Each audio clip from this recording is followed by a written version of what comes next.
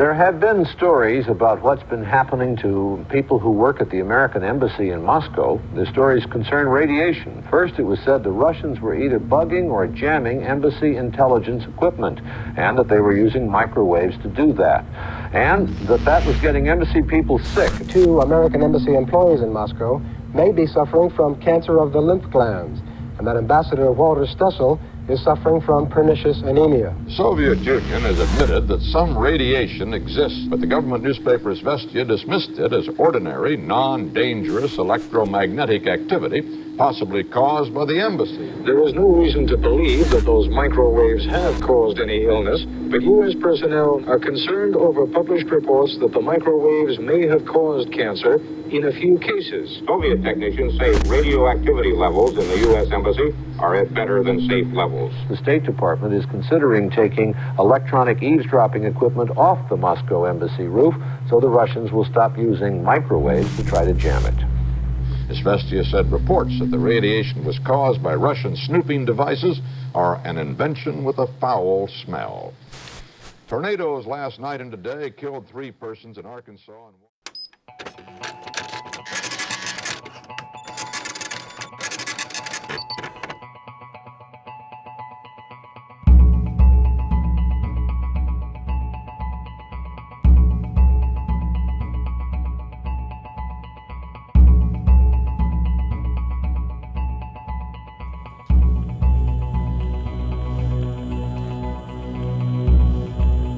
I'm holding here a measuring instrument, and from the readings we can say that the microwave radiation in this room is, I would say, in biblical proportions or astronomical proportions.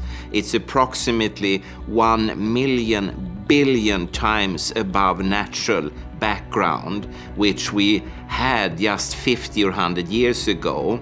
So the radiation levels nowadays are enormously high compared to what cells have been developed in.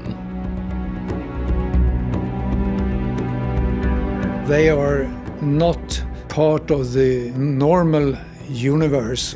That is a completely new type of radiation.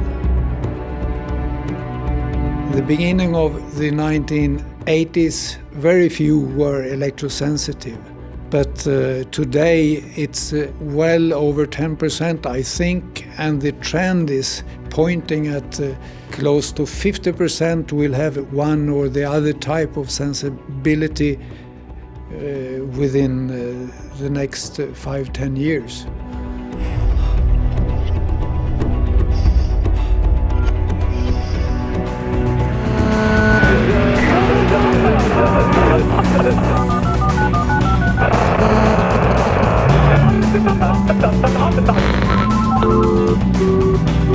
Les parlementaires conscients de ça et la commission qui défend le business. How independent are the international organizations that are supposed to protect us?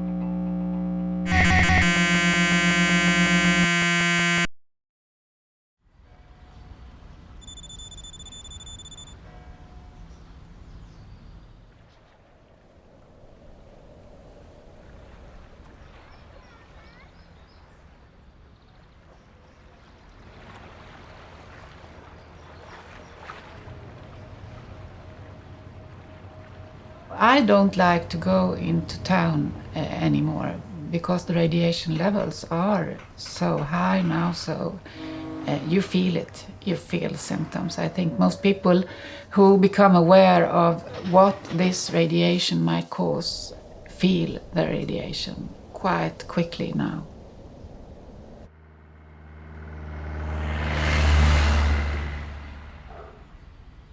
I'm a Swedish investigating journalist. I've written 2 books on the issue of mobile phone health risks. My work in this issue started in 2002 in connection with the massive rollout of 3G in Sweden. Quite immediately discovered that the information from the industry and the authorities was not true. In fact, there were already then a lot of scientific studies showing that this radiation could be a major health risk.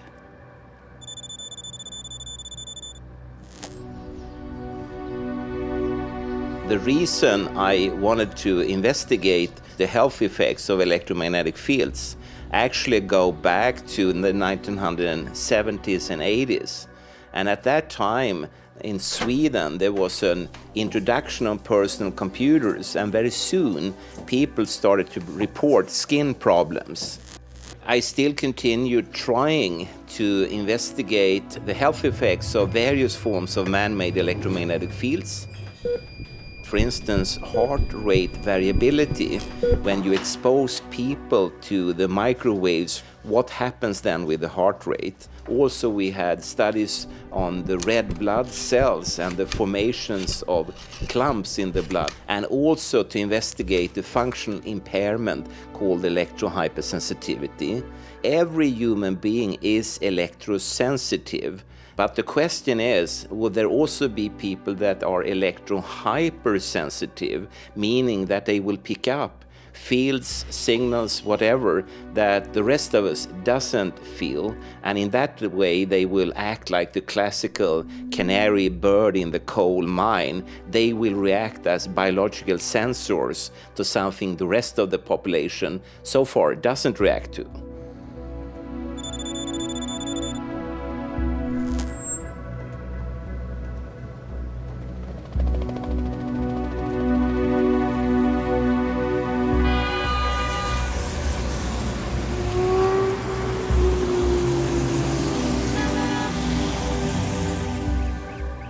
Yo he estado muchos años mal. Cuando yo empecé a tener síntomas muy fuertes, que ya distorsionaban totalmente mi posibilidad de hacer una vida normal, empecé a no tener nada de fuerza, dolores de cabeza fuertísimos, como con calambres, una sensación de permanente mal cuerpo, como ganas de vomitar.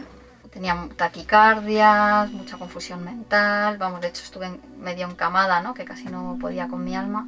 Y bueno, pues estaba recibiendo radiación muy fuerte de una antena que debieron instalar por aquel momento.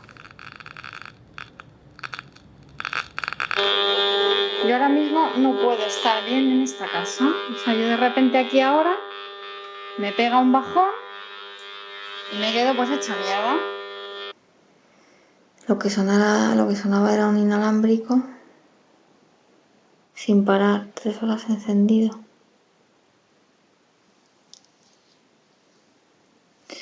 No lo sé.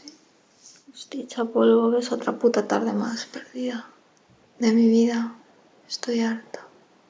Ya no puedo funcionar, es que ya puedo no saber. Me preguntas cómo me llamo y no te lo puedo decir. O intento mantener una conversación y ya no entiendo. Yo escucho las palabras, pero yo no las entiendo. Respecto a las personas que afirman que se encuentran mal porque se ha instalado una antena en el tejado de su casa o por el uso del teléfono móvil, yo creo que, primero, que es verdad. O sea, se encuentran mal, dicen que se encuentran mal y evidentemente se encuentran mal. Y se encuentran mal porque se ha puesto la antena, sí, pero no por las radiaciones electromagnéticas de la antena. O sea, eso es importante. O sea, ellos se encuentran mal y eso es un problema psicosomático, probablemente. Hombre, yo tengo la esperanza que voy a conseguir una vida digna fuera de la influencia de estas radiaciones. El público no es consciente de que, con independencia de, a lo mejor, de la telefonía móvil o estas cosas que son más aparentes, vivimos en un baño de ondas electromagnéticas continuo. O sea, de una parte las que provienen del sol, que no son pocas, y pasando por la televisión, en las emisoras de la policía, las ambulancias. A cualquiera que proponga la desaparición de la telefonía móvil, y de todo lo demás también, ¿no? Porque todo lo demás que también emite radiación electromagnética, pues si cerramos todo. Eso creo que muy poca gente estaría dispuesta a volver al siglo XVIII. Visto desde fuera, o sea, lo que parece es que tú estás muy pendiente de algo, ¿no? Entonces que podría ser una obsesión o una fijación, un problema psicológico, se podría decir, ¿no?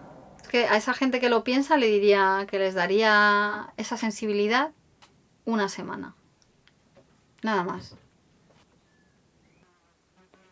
Porque cuando no tienes casi energía, ni a lo mejor un día ni para hacerte la comida, o para bajar a comprarte comida, o casi no puedes ir a trabajar, estar todo el rato intentando demostrar que lo que te pasa, pues es muy duro, ¿no? Lo que sí parece evidente es que los efectos de existir no pueden ser muy grandes. Eso está bastante claro. Todos los seres vivos viven en radiación electromagnética y estamos preparados para vivir en esas condiciones. O sea que, entonces, si alguien quisiera vivir libre de radiación electromagnética, pues no sé cómo podría hacerlo. Tendría que marcharse del planeta. Everyone nowadays, in all countries all over the world, are 24/7 whole body irradiated wherever they are. So in that sense, the whole biotope, everything living on the planet, is at jeopardy. They were not developed in an evolution based on microwaves. The natural levels of microwave radiation here on this planet are extremely low. And suddenly we turn a knob and start to send out, and all these signals hit your body, go through your body, and the question is it built for it? And of course it's not. These electromagnetic fields and waves and signals, they carry energy, and it's like pouring energy into any kind of biological system. You will have alterations, changes, and of course cell growth, for instance, and cell growth is the same as cancer.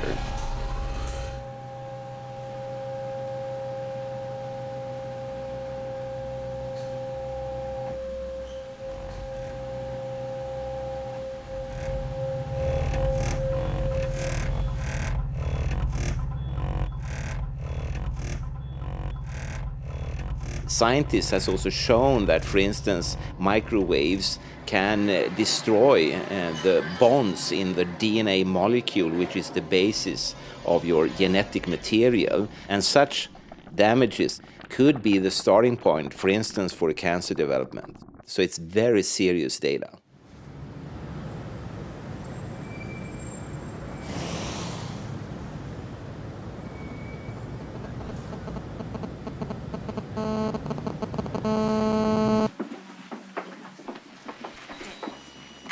El uso prolongado durante mucho tiempo y en condiciones no apropiadas, pues puede incrementar ligeramente en un riesgo moderado a pequeño el riesgo de un determinado efecto que aún se desconoce, no sabemos.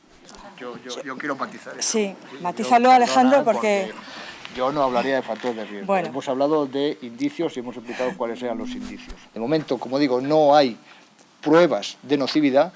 Cuando son jóvenes, no usar el teléfono móvil, por el momento. Se asume, en principio, que a esos niveles no hay riesgo. Los dispositivos de manos libres, antes del establecimiento de llamada, pues no aplicárselo en la zona del oído. No hay ningún indicio de efectos que se pueda considerar nocivos. Utilizarlo en sitios al aire libre también, en el coche lo menos posible. No hay, la física que conocemos no nos dice que eso sea nocivo, pero caramba, estamos expuestos todos, están expuestos nuestros hijos. Unfortunately, for the radio frequency fields and for the mobile phones, we are in a situation of scientific uncertainty. I'm convinced we need more research at the moment because everybody is a mobile phone user. It's children using it, it's elderly using it, sick people using it. So we have to be certain, and this demands more investigations.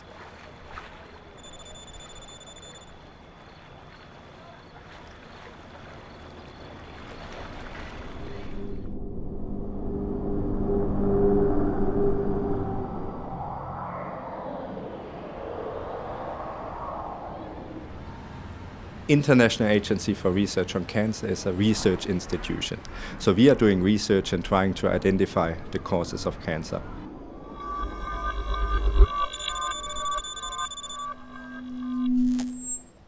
The World Health Organization is responsible for policy.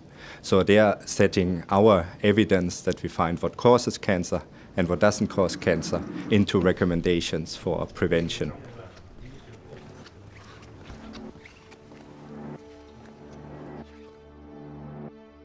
The International Commission on Non-Ionizing Radiation Protection, this is an independent panel that makes recommendations on protection guidelines for electromagnetic fields, but they are independent of both IARC and also WHO.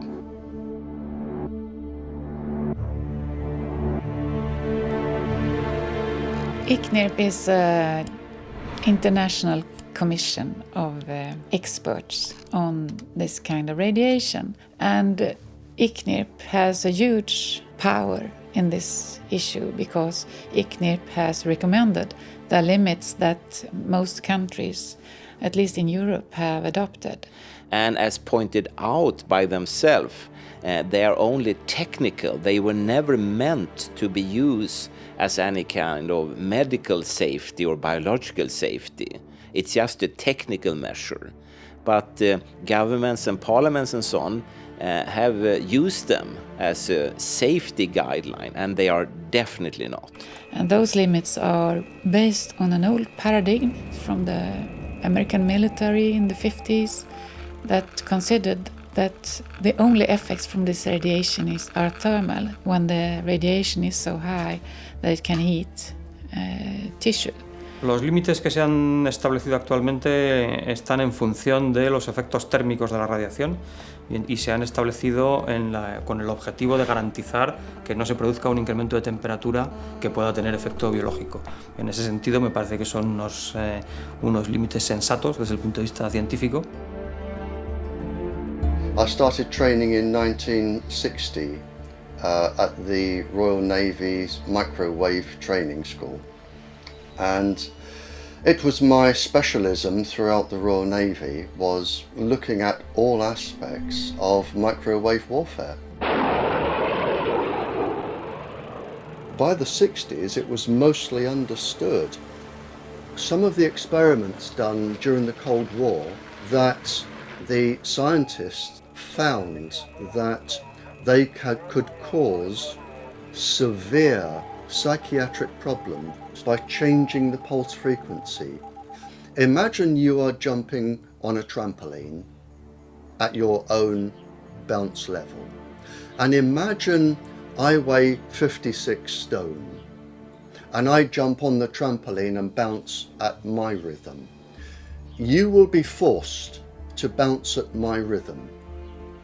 That is called entrainment, and that is what goes on when microwaves go into your brain. They change your own brain waves because they are bigger and heavier. Now, depending on the pulse frequency and the power, can affect the heart's pulse rate, how the eye sees, how you hear, bad behavior. It can stop their ability to learn, how your brain will operate. All of these can be done, and they can fool doctors. With that, microwaves played a very big part in getting information during the Cold War. It was reported today that the State Department has sent a doctor to the U.S. Embassy in Moscow to see if Russian radioactive waves have caused 3 people to fall ill. If you beam microwaves at the window, my talking vibrates the glass, and the microwaves rebound back, and if you pick those up, you can understand what is being said. So the Russians microwaved the American embassy to see what secrets they were talking about. But at the same time, as the microwaves were reflecting so the Russians could hear, they were also going through, and within 18 months they found that the children had leukemia, the women had breast cancers, some of the men had cancers, and virtually the whole staff had to be changed. Tonight we have the first report of a death among American embassy employees in Moscow who were exposed to Soviet microwaves. A secretary who worked in the embassy between 1960 and 62 developed a mole on her face that later became cancerous. She died in 1968. What I realized was that some of the pulses used by the communications industry are exactly the same as the pulses which are used for microwave warfare. It's not the temperature that is a problem, it's the effects of the electromagnetic waves on our system, on our cells, and the immune system and everything. I've been working in telecom area since the start in 1966. And since 1987, I was within different companies in Ericsson. When I was working in quality, I saw a graph showing increasing rates of melanoma, skin cancer, and we saw curves of increasing failure rates of products. That was a big problem, 100 million crowns, for instance.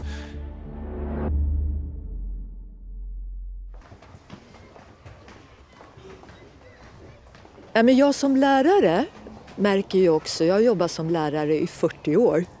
Jag märker att barn idag är mycket mer okoncentrerade, splittrade, svårt att fokusera, sitta stilla, svårt att bara sitta, ha tråkigt. ADHD-diagnoserna ökar.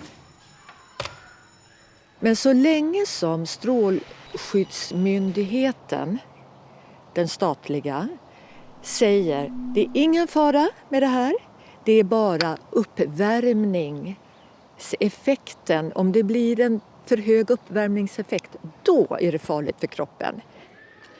Den här gardinen skyddar mot mikrovågor. Titta, 0,06. Okej? 8,2, 8,3. Tar vi ändå närmare. Ja, det är det ungefär. 7, 8. Så. Och så ner med den där igen då. Puff.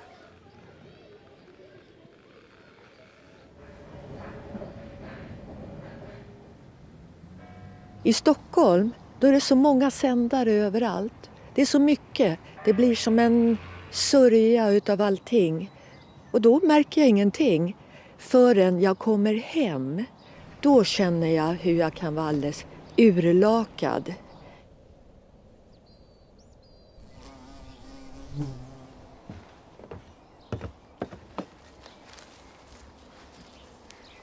År 2003 så började jag få en väldigt konstig huvudvärk. Det liksom var som ett tryck runt om huvudet. Och jag vaknade med den, hade den hela dagen, somnade med det. Jag kände att det här är inte okej.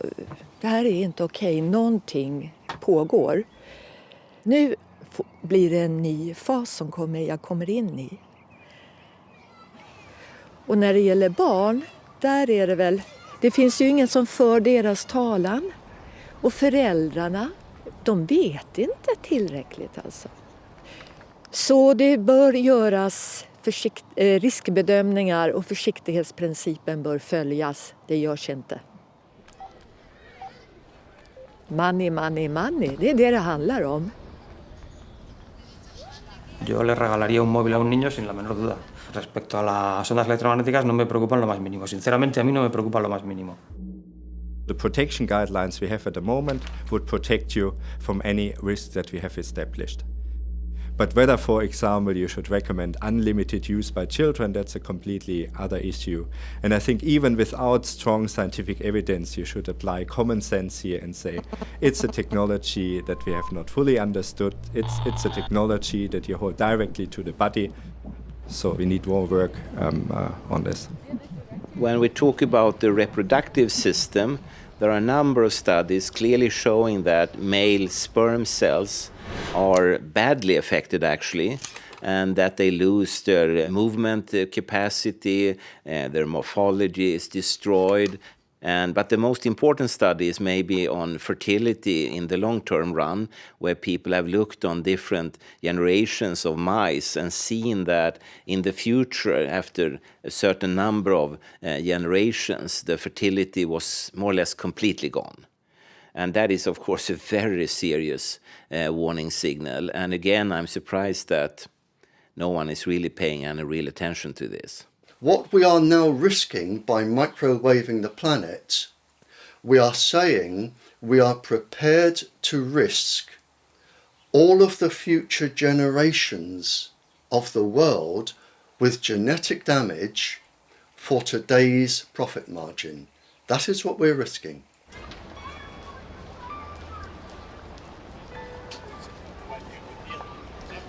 And I'm not just talking people.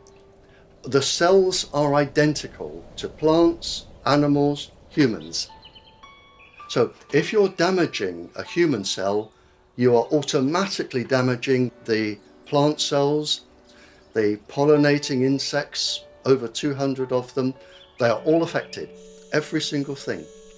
There are some very interesting studies from India where they took mobile phones and put them near to beehives, and that resulted in that the bees left, they moved away. A bee will normally navigate using the Earth's magnetic field. So what you have is a bee which is being disorientated, and at the same time its immune system is starting to collapse. If that would be correct, then we just have to stop radiating these insects. I mean, that's crazy to do it in that sense.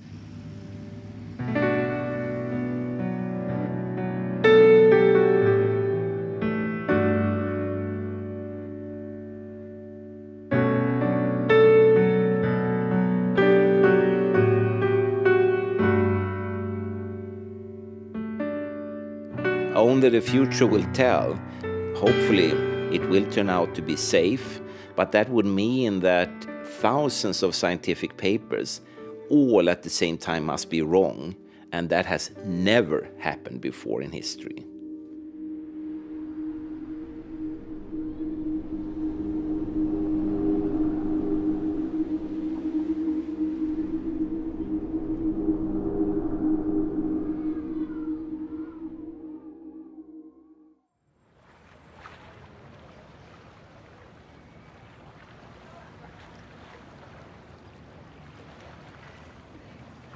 Several long-term investigations started that have been going on for years.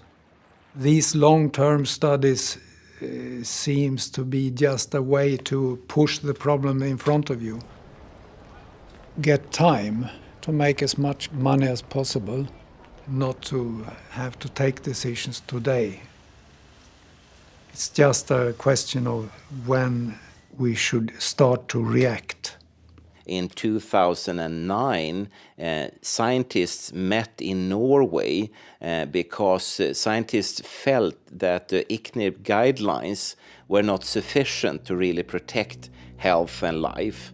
And a special, pretty lengthy statement was published, and it was suggested that the current guidelines should be lowered at least 50 to 60,000 times compared to the ICNIRP guidelines. The authorities, experts, many of them know these problems, but gives free space for the technology, for the industry to use their systems. At least I suspect that this group, they are doing a job for the industry.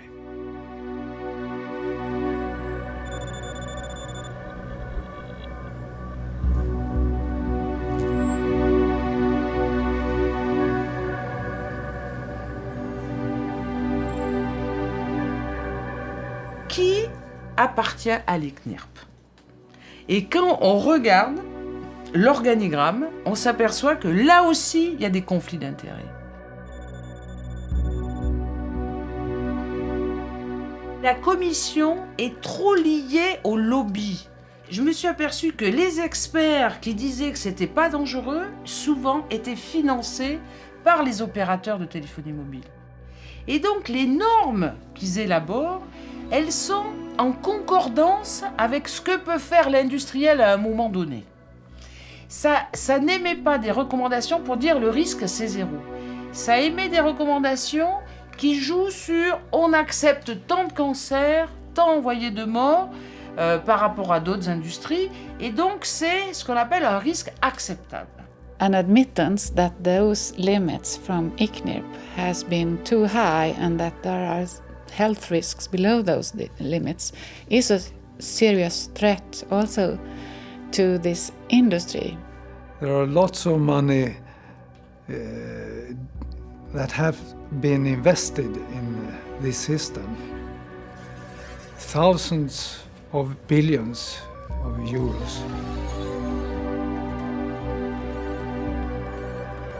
The consequences to drastically just forbid, for instance, mobile phones would be drastic. Il y a tellement d'argent en jeu que l'information, c'était de dire il n'y a pas de danger pour la population.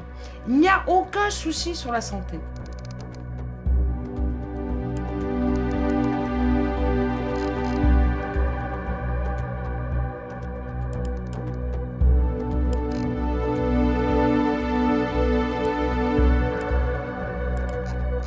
Les parlementaires conscients de ça et la commission qui défend le business.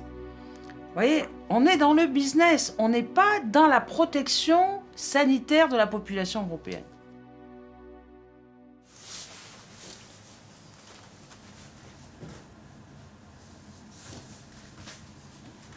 He apantallado mi casa. Mis vecinos han quitado cosas que han podido ir quitando, ¿no?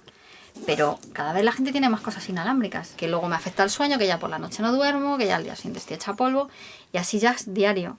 O sea, en una ciudad no puedo estar, porque yo no puedo circular por la ciudad de manera normal, y tampoco puedo estar en mi casa 100% bien.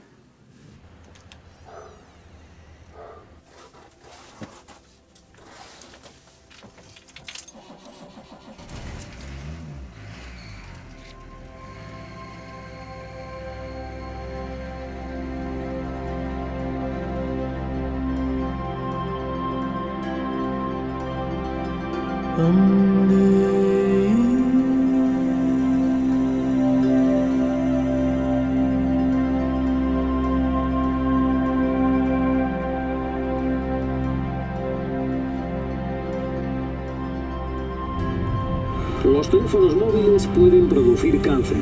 Es la conclusión de la Organización Mundial de la Salud y de la Agencia Internacional de Investigación del Cáncer, que han asociado el uso de teléfonos móviles a un posible riesgo de cáncer cerebral.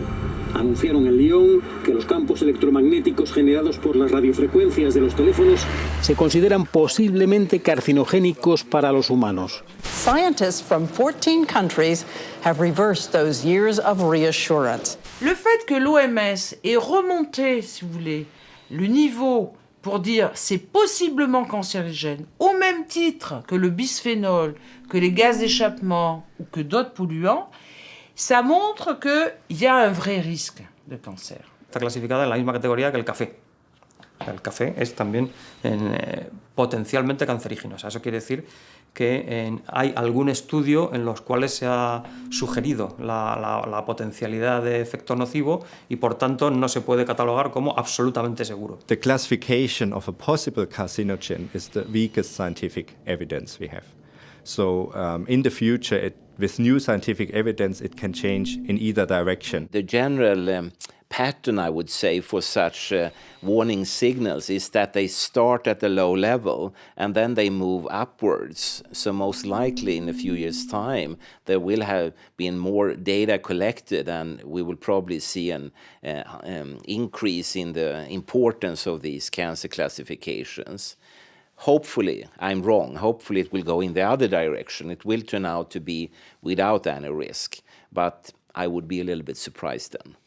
The World Health Organization changed the cancer classification mostly due to studies showing increased risk of brain tumors from mobile telephone use. Those studies were made by Lennart Hardell from the Örebro University in Sweden. And also the Interphone study, the World Health Organization 13-country study that also showed increased risk for brain tumors of mobile phones.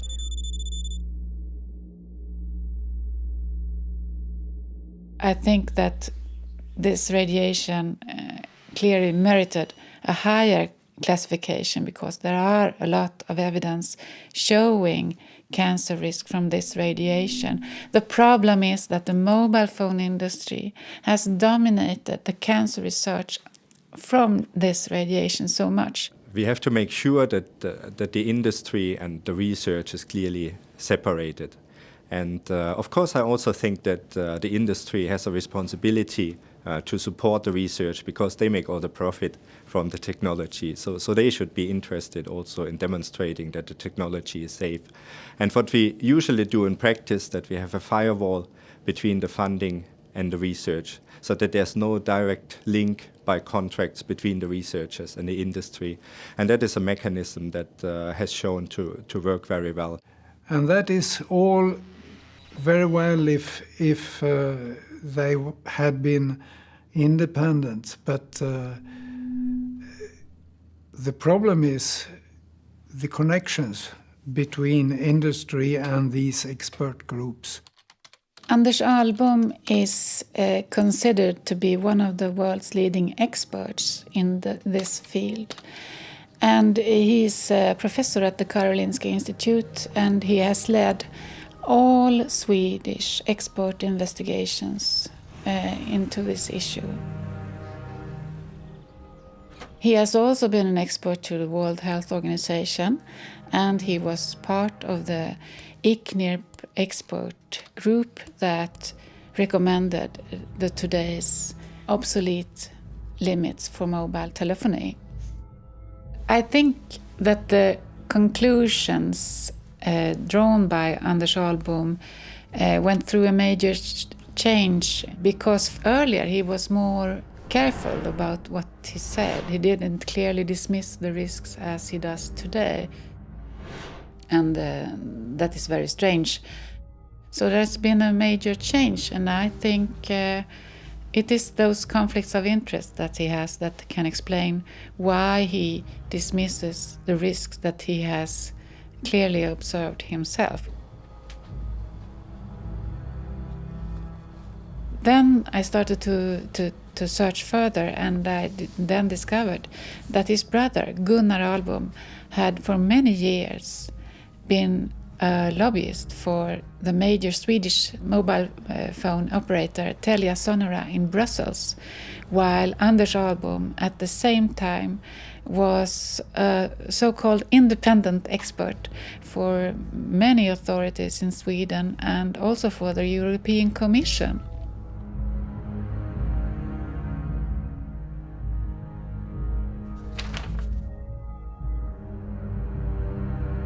Well, the article about the conflict of interest of Anders Ahlbom led to his non-participation in this expert evaluation of the cancer risks. And after that, the mobile phone radiation was classified as possibly carcinogenic, which probably would not have been the case if Anders Ahlbom would have been on this expert group. Je m'aperçois qu'il y a deux discours.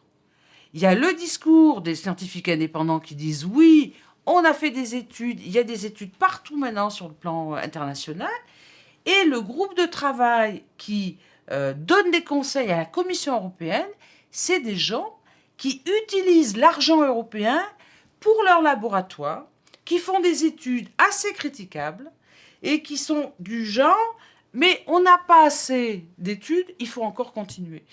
C'est-à-dire qu'ils gagnent du temps sur le dos de l'Europe.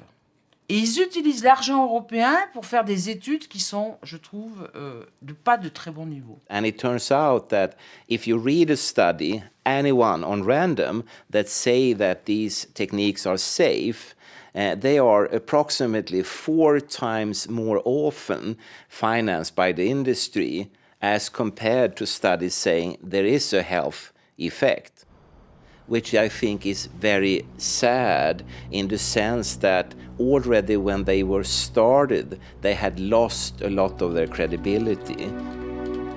A couple of months after the cancer classification at the International Agency for Research on Cancer, Anders Ahlbom's colleague Maria Feisting at the Karolinska Institute presented a study was claimed to be the first study on mobile phone use and brain tumor risk for children. It is the Cephalo study, and it's a study design that we call a case control study. That was conducted in 4 countries, Denmark, Sweden, Norway and Switzerland. The ENDEVR study did not include any children or young people, and this is because the study has started in the late 90s, and it was very few children that used mobile phones at that time.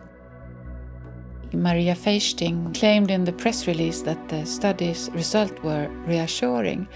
But when you look into the study and the published results, you see continuously increased risk for brain tumor for children who had had a mobile phone subscription for the longest period. When you come to table 4, you see here clearly that children who had used a mobile phone, who had had a subscription for more than 2.8 years, they had a more than doubled increased risk of brain tumor. Furthermore, when you take a closer look at this study, you also see that they present results on use of cordless phones. When we started to study children, the cordless phones have become much more common. A lot of private households had a cordless phone, so the exposure from the cordless phone also becomes relevant. But they don't disclose clearly that they only studied the first 3 years of use of cordless phones. This is only mentioned in a footnote below the table, which is quite strange.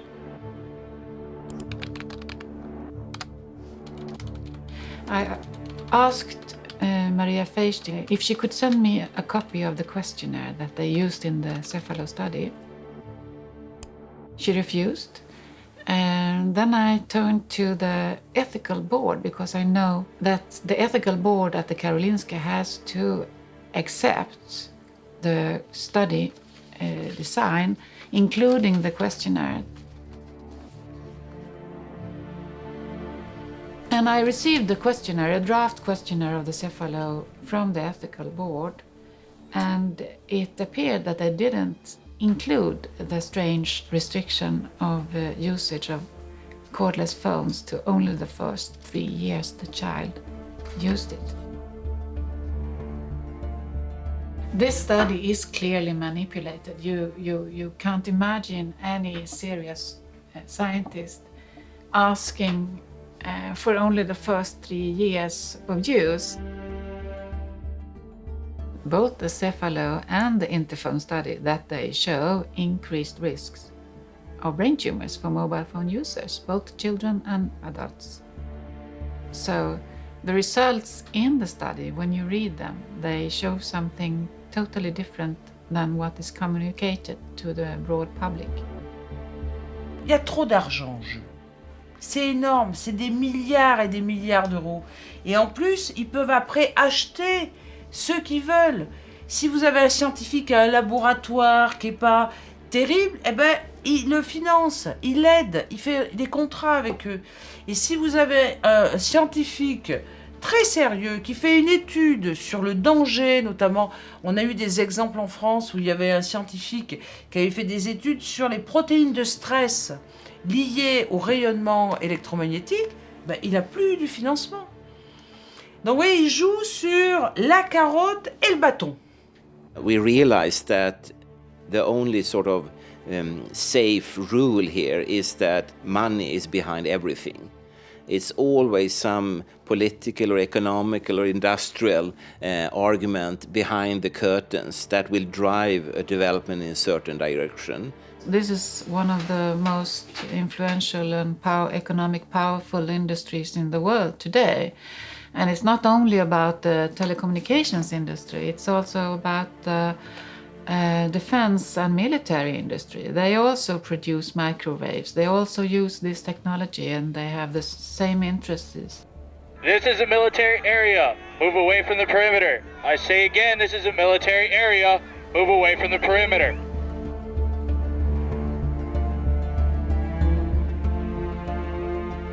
This industry gives the most to governments than any other industry on the planet. It can help the government secret services.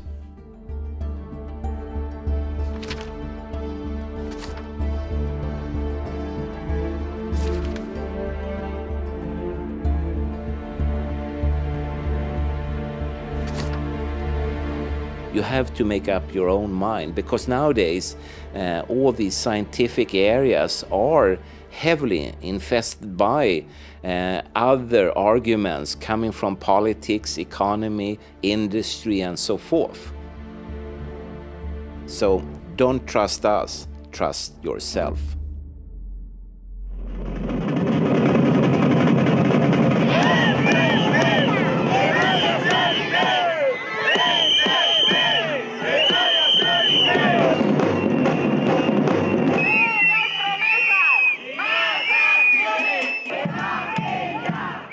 Pourquoi les politiques bougent? C'est parce qu'il y a des collectifs de riverains, vous voyez, des citoyens qui s'organisent et disent « nous, on ne veut pas d'entonnoir ». Il faut pousser la Commission à faire une législation concernant l'utilisation de la téléphonie mobile avec des recommandations et en diminuant les normes. Parce qu'elles sont beaucoup trop hautes et elles ne prennent pas assez en considération tous les risques.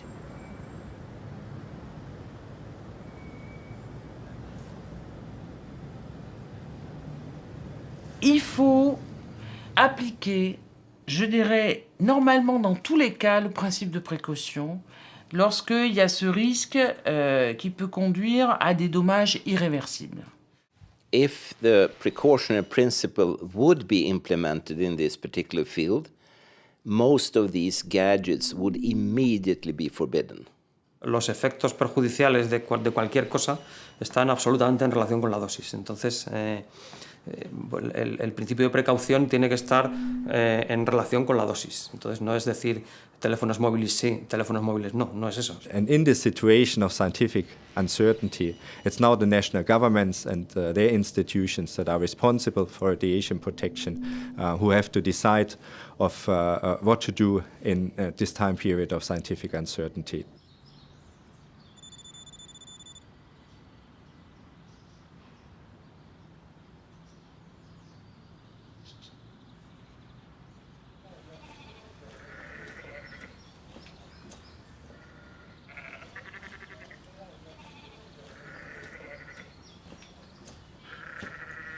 As long as this health issue is off the agenda, it's very difficult indeed to get any serious action taken by the courts. The courts really are not interested because they say the International Commission on Non-Ionising Radiation Protection says there's not a problem.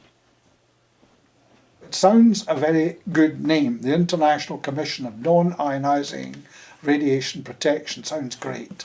And you think that's very important, but nobody knows how you're elected to it. There are no changes, apparent changes to its membership. I have a very good suggestion for it, and I would abolish it. And I think it should be, people should be that are on it should be accountable. They should be elected, and they should come from differing sources. It should not just be a self-perpetuating group, which it is at present. And I know I've met with many of them at stages. I have a lot of respect for them, but there is no patency, and there is no, even itself, the chairman of ENDEVR, Pavlovich, has said, well, we shouldn't be regarded totally as just the only guideline, but they are regarded as the only guideline. I consider that those experts that are lying to the public and to the decision makers about what the science has shown, Of course, they should be held responsible for those lies that they have produced during years. I think European action is perhaps the best line to take on this. I think for an individual government to go for it is more difficult, but in the meantime, I think if companies or if areas are unhappy about masks going into a place, or schools are unhappy in terms of the use of Wi-Fi, then I think there should be some attention paid to these concerns. Et là, le politique dit « ah, danger », parce qu'il y a une mobilisation citoyenne. Mais ça, pour moi, c'est ce qui va être le moteur d'un changement, si vous voulez, de paradigme, d'un changement au niveau des conflits d'intérêts, hein, d'un changement sur la protection sanitaire des citoyens européens. Mi intervención en estos asuntos en defensa de personas afectadas por los campos electromagnéticos fue casual. Se trataba de una persona que yo conocía anteriormente, que llevaba un pleito para tratar de que una antena de telefonía móvil no se instalara en su edificio.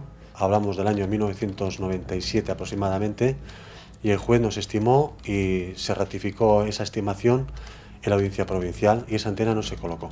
Se informaron otros afectados de que había habido una sentencia favorable y ya entonces me pidieron que me ocupara de sus asuntos.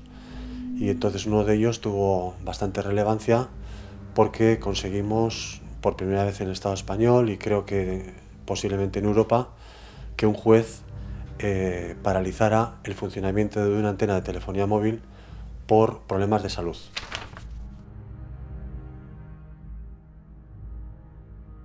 La defensa que realizan las compañías es negarlo todo en cuanto a afecciones. Sin embargo, las pólizas de seguros que tienen suscritas para sus instalaciones tienen cláusulas de exclusión muy llamativas que me permito leer textualmente. Exclusión uso de teléfonos móviles.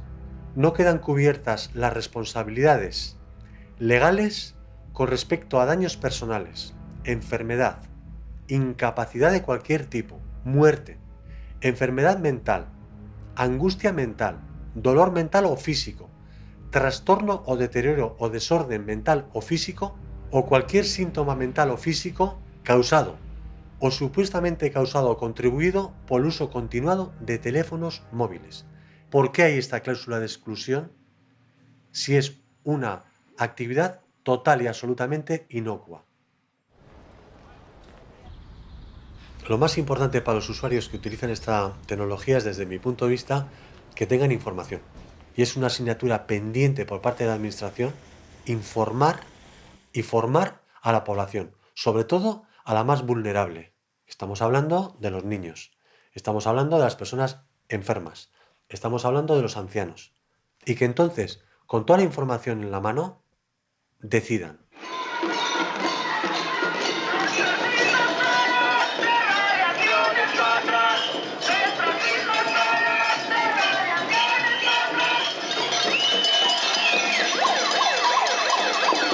Runt om i Europa så vaknar det hela. Frankrike, biblioteken i Paris som tog bort wifi och master som rivs i Spanien och Israel och många länder börjar nu och det skrivs om det och det tas upp. Wheeler's line, Americans are dying. My own husband has a malignant glioma. Yeah, out of the middle of the road. Well, my advice to everybody is to investigate for themselves, to check the evidence and to check the facts about the dangers of this radiation and to try to reduce as much their own exposure. Si las antenas están mal, no las pongamos. Queda suspendida aparentemente la obra hasta dentro de 15 días. It's up to all humans to together in concert try to solve all these issues. They should go and find all the scientific results themselves. They are readily available on the internet, so it's very easy to find them. Some experts say they're seeing evidence of breast cancer that could be connected to where some women keep their mobile phones. When you take something and put it directly on the skin, it's high energy microwave radiation for a prolonged period of time. In young women with vulnerable developing breasts, we may have a perfect storm. The actual insert that people never read, frankly, that comes with the phone, it does say exactly that. There's the BlackBerry, for example, warns to keep your phone at least 0.98 inches away from the body when transmitting. If you move it closer to your head, they say they can no longer guarantee that your phone isn't emitting more radiation than the FCC limit. For every millimeter away from the brain, you get a 15% reduction in radiation to the body. They should read, they should think, they should extract the necessary information, they should mold it together to a decision boiling down to their own private person.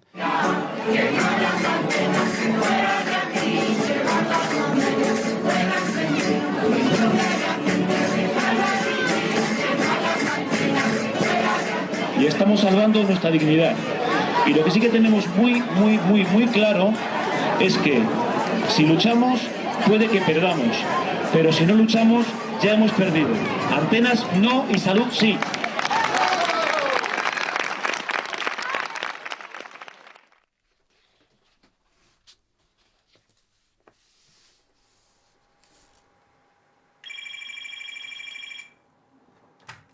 Sí, el informe pericial creo que está ya listo. Según nos han dicho, para la semana que viene va a estar ya enviado. Sí, podríamos verlos mañana, sí. ¿A qué hora te iría bien? Dentro de las acciones y actuaciones que llevamos en defensa de los afectados, pues está en la manera de lo posible incidir en que los responsables políticos adopten una posición garantista. Hay que tener en cuenta que una persona hipersensible es una persona que no puede estar cerca de campos electromagnéticos. Entonces, ¿esto cómo se va a regular? ¿Esto cómo se va a resolver? Esto es ya el tabique medianero con la otra comunidad, ¿eh? Y entonces, esto ya es la terraza, que ya te digo que la distancia es una cosa así, no hay más. Y es justo ahí mismo donde van a poner la antena, o sea que no hay... La diferencia es 1 metro, 1,5 metros. Bueno, vamos un momento a subir a la terraza. Las compañías están en condiciones de dar servicio, que es un servicio público, de interés, que nadie discute. Nosotros intentamos racionalizarlo, pero lo pueden dar emitiendo con muchísima menos potencia y, por lo tanto, con muchísimo menos riesgo para las personas que están expuestas. Y el colegio está aquí, ¿verdad? Aquí mismo, ya ves que no hay ninguna diferencia de distancia. Es este edificio de aquí. Con lo cual ahí tenemos el patio, ¿verdad? Sí. Y exactamente los metros me parece que son 40. Hasta el punto medio del colegio son 40 metros. Con lo cual entraríamos en lo que es la cuestión de las zonas sensibles, que según la normativa son 100 metros. Claro. Y ellos han hecho los locos, con el asunto. Claro, y en esos 100 metros deben de hacerse unos estudios para tratar de minimizar la exposición, etcétera, teniendo en cuenta que son... Après, il y a une deuxième partie, c'est la reconnaissance par la Commission en faisant des signatures, des pétitions pour la reconnaissance des électro-hypersensibles.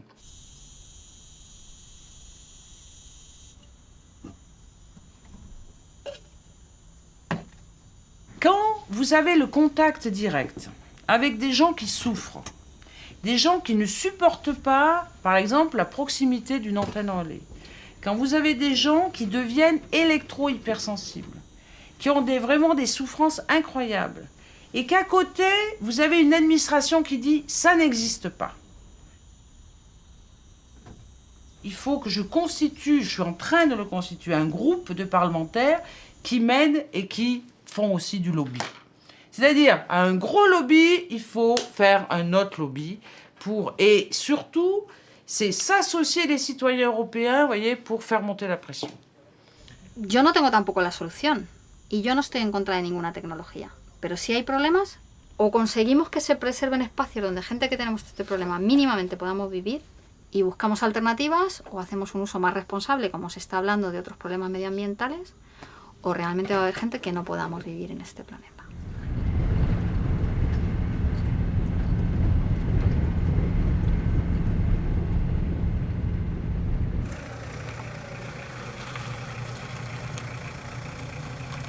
The first recognition of electrohypersensitivity in Sweden was in 2000. These people with electrohypersensitivity started to get governmental money, governmental funds to run their different organizations and so forth. Hallå? Okej. Ja. Claro, porque luego este problema de salud también es caro. Necesitas cosas que cuestan mucho dinero, ¿no? O bien de medicinas que no te cubre la seguridad social, complementos alimenticios o vitaminas o tal, o telas que yo utilizo para protegerme y así, ¿no? Mikrovågorna här, de kommer in annars. A nivel económico es un gasto importante, ¿no? De sista åren. Och min tro är att det har börjat bli mer hotfullt för telekombranschen. Det kommer upp rapporter från Indien, från Kina och på många ställen nu att det här existerar. This particular group has been extremely badly treated, and they have been neglected and still are in most countries. And at many times they have been really harassed. Och man i de stora dagstidningen, Sveriges stora dagstidning, där är det verkligen, går de hårt åt elöverkänsliga så att det ska spridas. Så att det blir något löjeväckande över de där foliehattarna. Och jag tror att det är ett symptom för nu, om man säger, innan det hela kommer att spricka. Nu är de desperata. Close to 50% will have one or the other type of sensibility within the next 5-10 years. So we will see. If we get over 50% sensitive, then we can start doing something.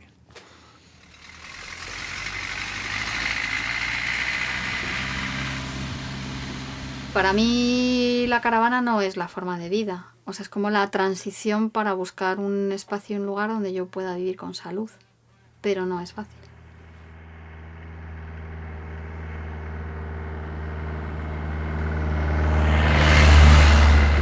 Me gustaría que como persona me vieran como una persona normal, porque yo me siento una persona normal.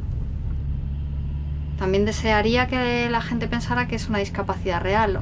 Realmente me supone una alteración tan fuerte de mi salud que no tengo más remedio que evitarla.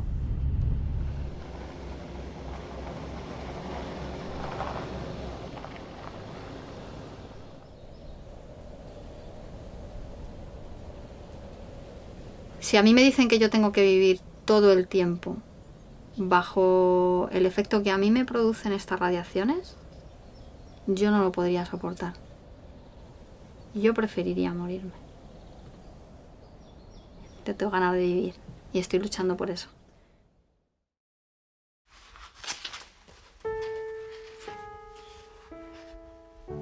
It's been years since the cancer classification, and it's a great deception that there has been no steps towards authorities or mobile phone industry recommending people to take precautionary measures to handle this radiation.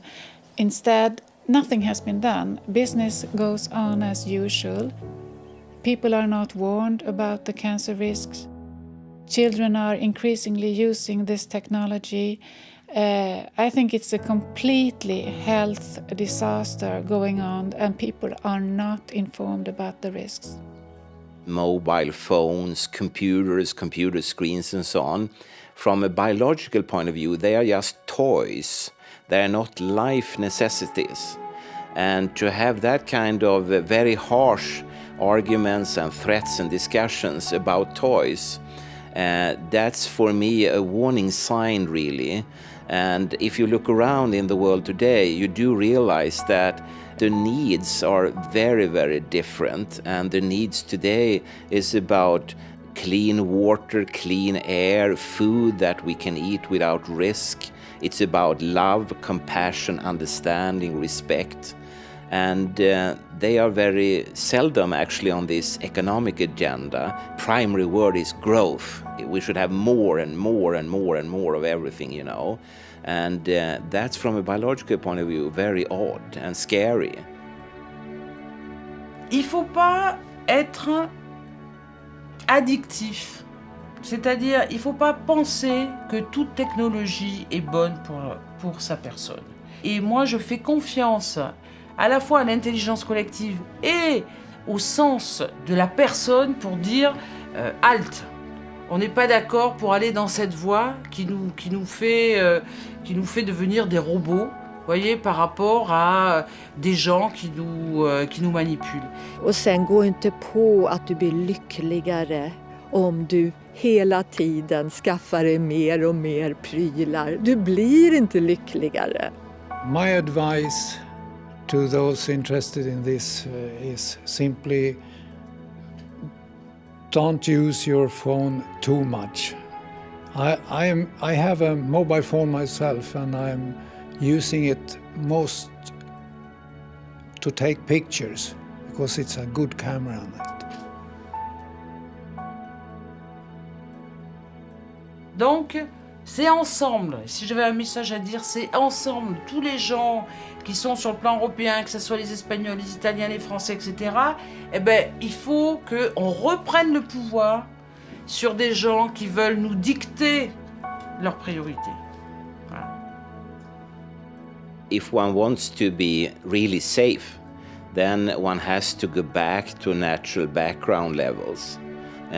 Which were around like for 10, 20, 30, 40, 50 years ago. You can have solutions that are not dependent on radiation.